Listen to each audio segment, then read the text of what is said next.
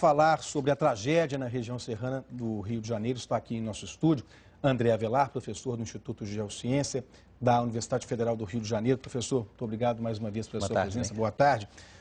Professor, o que chama atenção num desastre como esse é o crescimento desordenado das cidades, construção de casas em encostas, em áreas irregulares e também construções próximas de rios, né?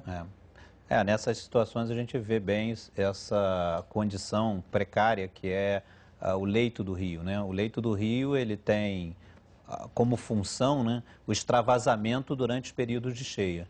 E esses períodos de cheia podem ser muito longos, centenas de anos, dezenas de anos, né? Mas o que a gente está verificando aí ao longo desses acontecimentos, não só esse agora, mas também lá em Pernambuco, né, na bacia do Rio Una, na bacia do Rio Mundaú, é que esse extravasamento está se mostrando cada vez mais frequente. Mas isso tem um motivo? Qual seria esse motivo?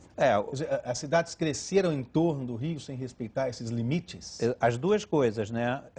Primeiro, o adensamento, né, da ocupação ao longo desses vales fluviais, que a gente chama, né, dessas planícies de inundação, o nome está dizendo, planície, né, área plana, inundação que enche com frequência.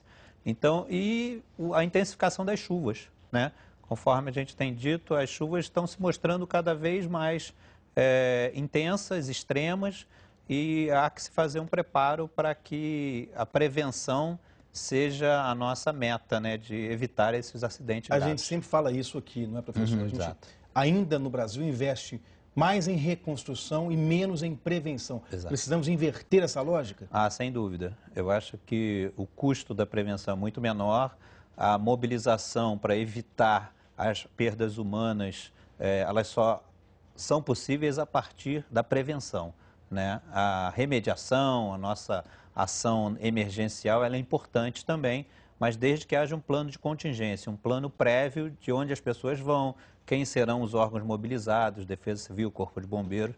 Então, esse trabalho conjunto de prevenção, que não é um trabalho apenas técnico-científico, mas um trabalho também de mobilização social e das instituições públicas responsáveis por esses processos, Defesa Civil, Corpo de Bombeiros, Polícia Militar. Então, esse trabalho tem que ser integrado. Envolve a sociedade em várias áreas, né? Exatamente. Professor, eu sei que o senhor esteve com outros colegas lá na região. O que é que o senhor viu na região serrana e que chamou mais atenção depois desse desastre?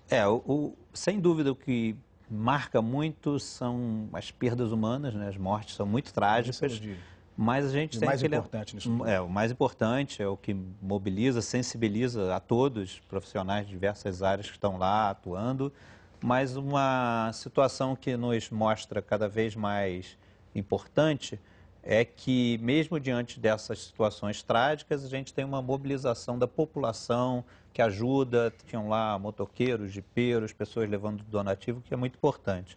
E, por outro lado, o que a gente sempre destaca é que são perdas humanas, perdas de infraestrutura, perdas financeiras.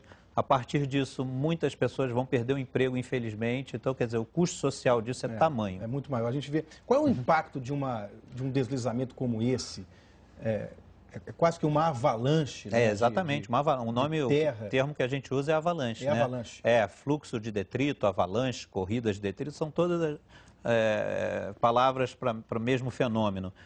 O impacto disso na natureza é muito grande, porque há perda de floresta, né? Há uma perda de solos férteis, que nessa região é muito importante para a economia, né?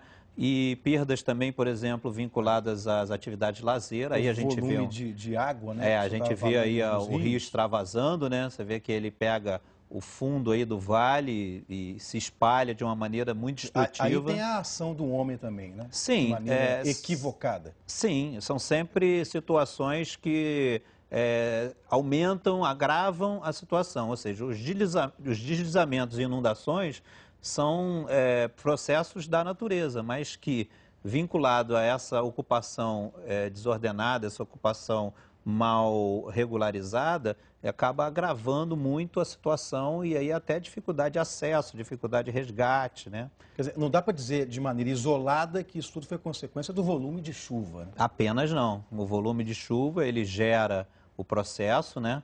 Mas consequência desse processo se agrava muito, se amplia enormemente por conta da falta de planejamento de ocupação urbana, e isso vem de muitos e muitos anos no Brasil, mas que chegou o momento da gente parar, né, deixar de empurrar com a barriga, parar e fazer realmente trabalhos preventivos. Então, essa sinalização do governo federal na criação de um centro de prevenção de desastre é muito importante.